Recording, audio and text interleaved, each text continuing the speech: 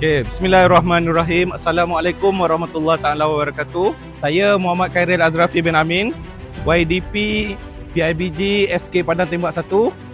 Alhamdulillah, rasanya julung kali kita mengadakan rakaman berkaitan dengan program Sepat Digital Education Initiative ini. So untuk pengetahuan semua, tahun lepas kita dah mengadakan program sedijit ni pada tahun lepas dan berjaya membuat kutipan hampir 45,000 dan kita telah berjaya membeli 12 Smart TV dan juga beberapa CCTV yang juga dipasang sebagai sebahagian daripada program Digital Initiative ni.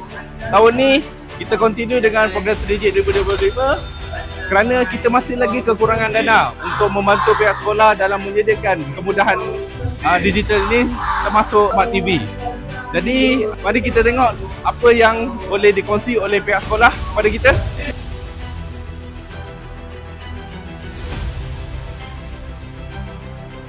Kalau dulu kan kita tengok cikgu datang dengan tangan kiri kanan bawa wave, bawa kertas apa semua. Okay, ini salah satu cara untuk memudahkan urusan dalam cikgu mengajar. Untuk refer kepada buku cek, kalau zaman dulu kita ada mesej OSP ataupun projektor betul. Sekarang saya just perlu cari je buku cek digital dekat online. And then ini buku digital tahun 1. And then saya tu boleh tayang.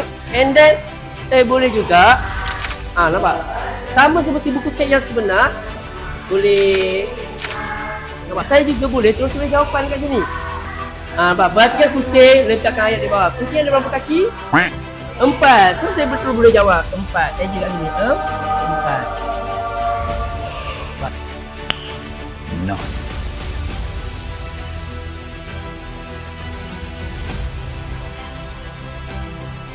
Manakala pemain apabila memukul juga mereka dapat melihat perjalanan di mana kawasan yang mereka perlu serang, sama ada mereka perlu pergi kepada 2 ataupun mereka perlu ambil 1 saja.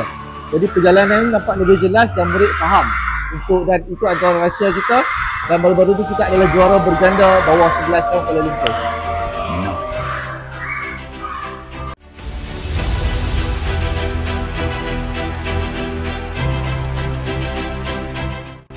Baru betul.